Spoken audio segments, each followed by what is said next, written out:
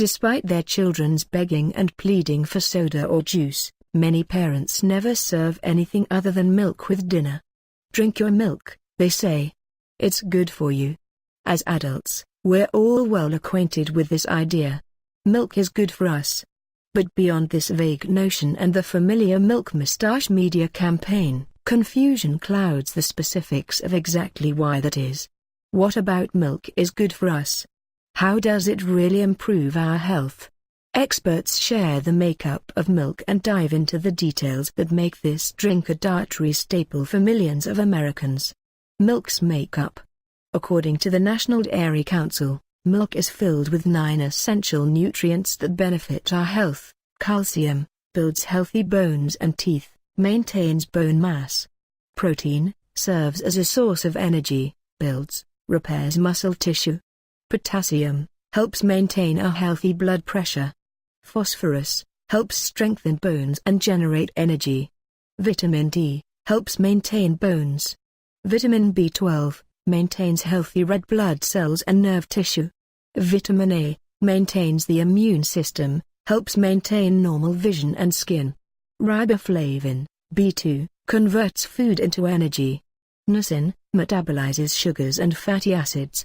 In other words, milk packs quite a punch when it comes to nutrition, and you don't have to drink a gallon to reap the benefits, the National Dairy Council says.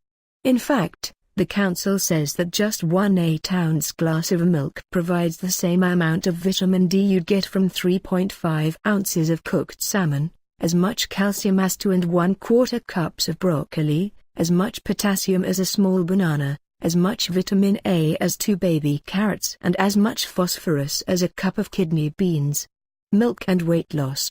All of these nutrients contribute to our overall health and wellness, and they can even play a part in weight loss, says Dr. Brian Roy, an associate professor of applied health sciences at Canada's Brock University.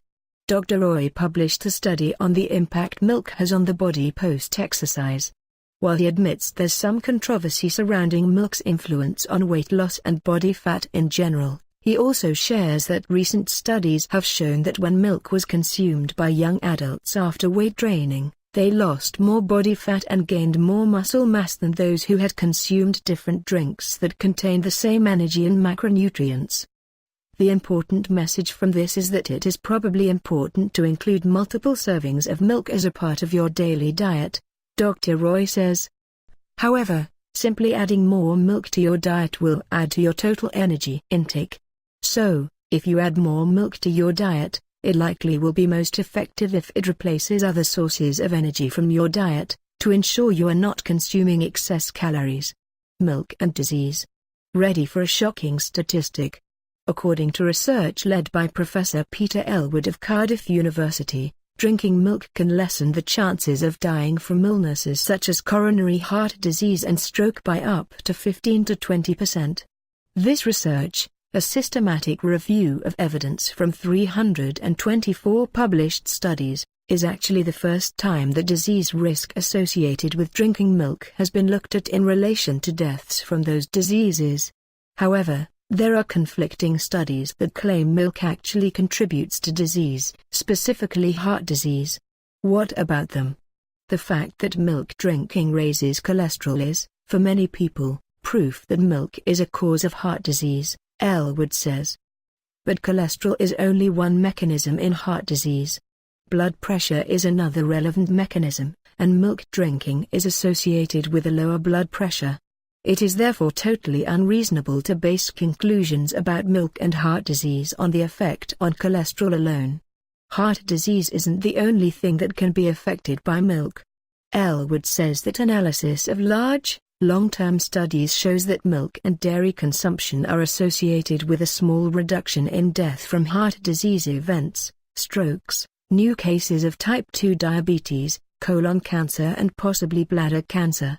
As heart disease, stroke, diabetes and cancer are major sources of healthcare expenditure, any measure that is associated with a reduction in these diseases, however small that reduction is also bound to have an impact on healthcare costs, Elwood says.